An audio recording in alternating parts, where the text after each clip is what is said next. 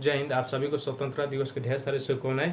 आज हम सभी भारत के लोग खुशीपूर्वक जीवन जीते हैं। इससे पहले हम देखेंगे तो हमारे देश के ऊपर अंग्रेजों का लगभग 200 सालों तक शासन था। ये अंग्रेज कैसे भागे, अर्थात हमारा देश कैसे आज़ाद हुआ, मतलब कि हम आज़ादी दिवस 15 अगस्त क्यों मनाते हैं, इस वीडियो में जानेंगे। दूसरी बात हम देखते हैं कि हमारा जो संविधान है वो विश्व का सबसे बड़ा संविधान है। इसे ये संविधान कैसे लिखा है और संविधान दिवस क्यों मनाते हैं, इस बात को जानेंगे। तीसरी बात हम देखते हैं कि हमारे जो भारत है वह गणतंत्र है, मतलब कि इसमें गणतंत्र दिवस भी मनाई जाती है। मतलब कि गणतंत्र का अर्थ होता है भारत में जो राष्ट्रपति है, प्रधानमंत्री है, वह चुन कर आते हैं। ये वंशानुगत या खानदानी नहीं है। जैसे कि देखिए, इससे पहले कौन थे, रामनाथ कोविंद, और कौन आगे, द्रौपदी मुर्मू। तो इनका रामनाथ कोविंद और द्रौपदी मुर्मू में कोई खानदानी रिश्ता नहीं है। तो ये भारत एक गणतंत्र है, ये बताता है। तो इस वीडियो में हम 3 बातों को जानेंगे: 15 अगस्त, 26 नवंबर और 26 जनवरी। 15 अगस्त मतलब आज़ादी दिवस, 26 नवंबर मतलब संविधान दिवस, और 26 जनवरी मतलब गणतंत्र दिवस। तो पहला आता है आज़ादी दिवस। तो देखिए, भारत को आज़ादी मिली 15 अगस्त 1947 को, मतलब कि अंग्रेजों से हमारा भारत मुक्त हुआ, जिसके कारण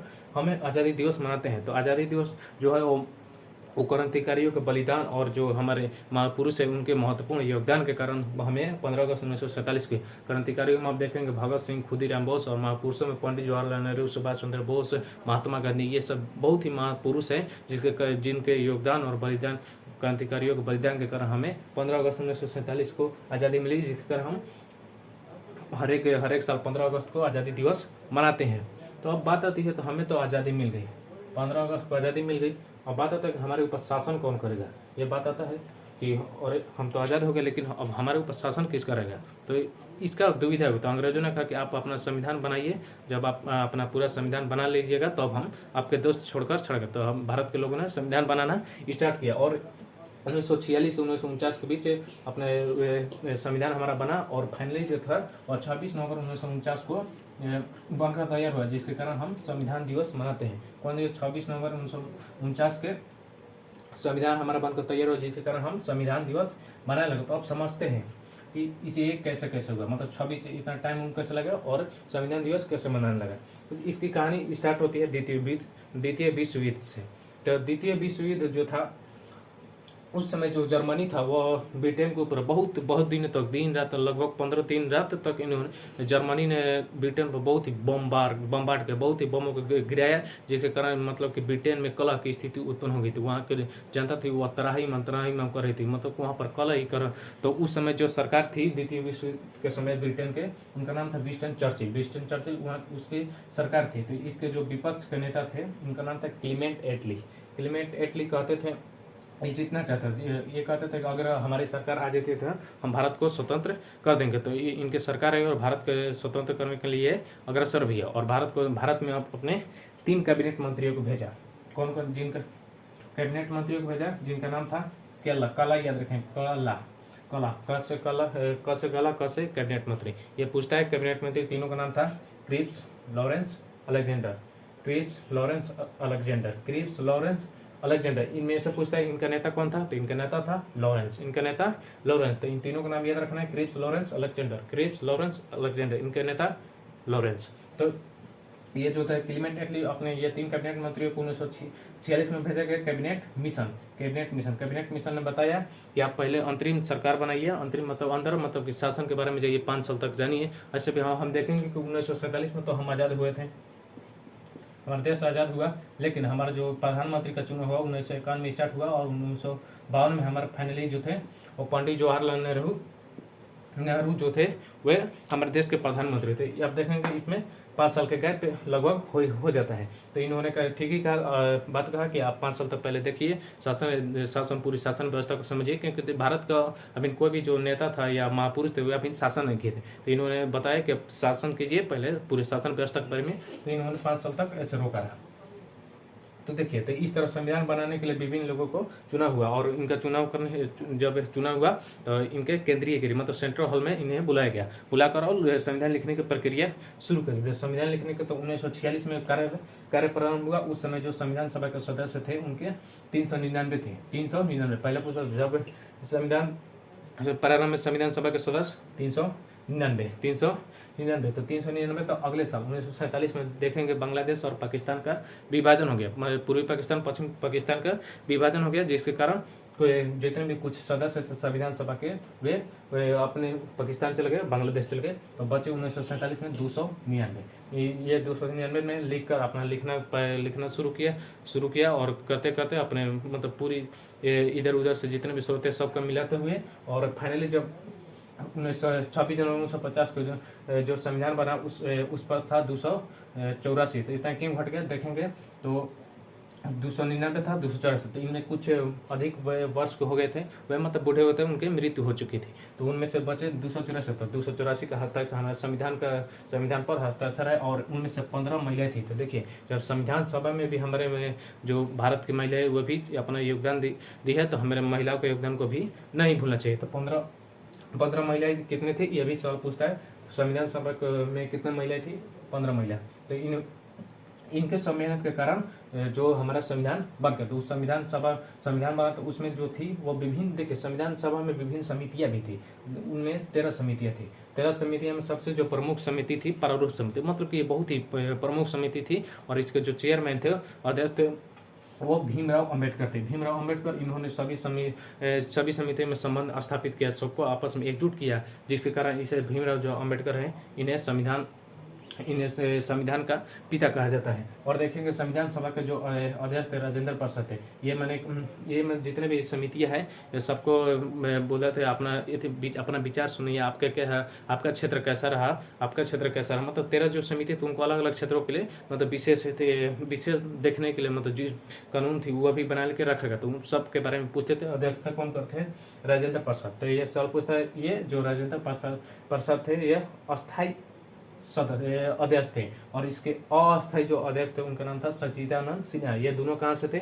बिहार से। और जो संविधान सभा के सलाहकार है BN राव, ये देखिए बहुत ही महत्वपूर्ण व्यक्ति। इनको आप देखेंगे जितने कि आप आज भारत के समय में बहुत ही विदेशी स्रोत है, आयरलैंड का, रूस का, अमेरिका का, कनाडा का, फ्रांस का, ये सब जितने भी सभी संविधान को भारत में एकजुट जहाँ से भी अच्छा लगा उनको उठाकर भारत के संविधान में मिलाया। और जो फाइनली हमारा संविधान बनकर तैयार हुआ 26 नवंबर 1949 को बनकर तैयार हुआ। तो उस समय हमने मनाया संविधान दिवस। संविधान दिवस जब संविधान इस तरह हम समझे कि संविधान दिवस क्यों मनाया जाता है। संविधान दिवस को मनाने जब संविधान को पूरा बनने में 2 साल 11 माह 18 दिन, ये याद रखिएगा, 2 साल 11 माह 18 दिन लगा। और जो संविधान बना था उसमें भाग थे जो 22, और वर्तमान में हो गए हैं 25। और जो अनुच्छेद थे उस समय 395 थे, अब हो गए हैं 448। और अनुसूचियाँ थी 4, लेकिन 8, अब लेकिन 4 जोड़कर कितना हो गए?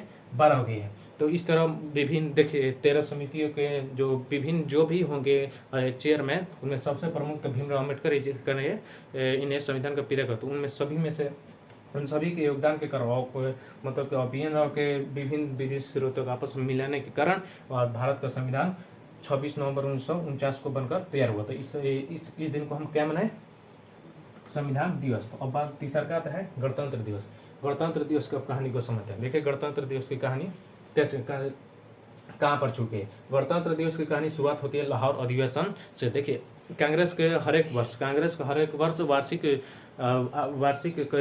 कमेटी मतलब की बैठक होती थी, जिसे अधिवेशन कहा जाता था। तो उसी समय लाहौर अधिवेशन थे, जिसकी अध्यक्षता पंडित जवाहरलाल नेहरू कर रहे थे, और वे दिसंबर 1929 में इसकी अध्यक्षता कर रहे थे।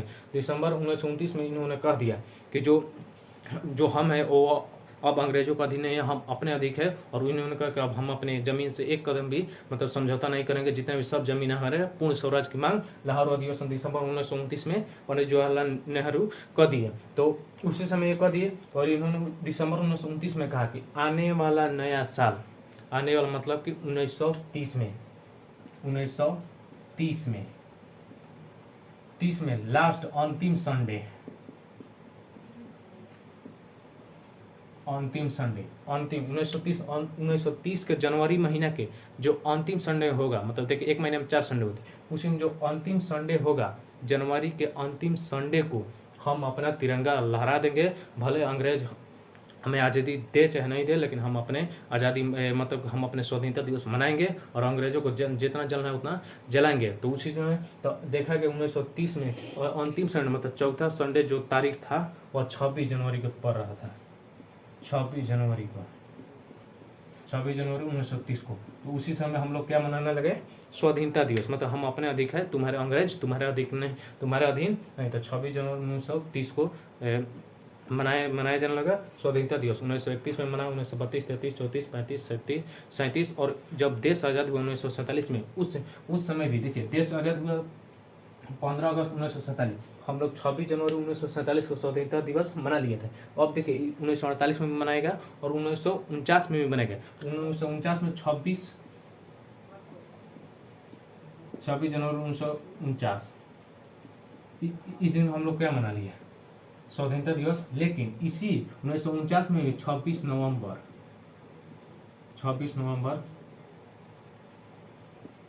1949 को हमारा संविधान बनकर तैयार हुआ। देखिए 26 जनवरी 1949 को तो हम लोग स्वतंत्रता दिवस मना लेते थे, क्योंकि लाहौर अधिवेशन में पंडित जवाहरलाल नेहरू कहते तो हम लोग हर एक साल 26 जनवरी को स्वतंत्रता दिवस मनाएंगे। तो 26 जनवरी 1949 को बन गया। लेकिन 26 नवंबर 1949 को बन गया हमारा संविधान। और संविधान कहता है कि जितने भी भारत के लोग हैं सब संविधान का अधीन है। तो अब जो हम तो ये तो 26 जनवरी को स्वतंत्रता दिवस है, स्वतंत्रता दिवस कहते हैं, स्वतंत्रता दिवस के अनुसार हम अपने स्वाधीन है, अपने अधीन है। लेकिन ये संविधान कहते हैं नहीं, आप सब संविधान का अधिक है। तो अब दुविधा हो गई थी और लगता है कि अब 26 जनवरी को छोड़ना पड़ेगा। अब देखिए 26 जनवरी 1929 में होता, अब 1949, मतलब 20 साल से मनाते और इसको कोई कैसे छोड़ देगा। इससे इतिहास भी जुड़ा है।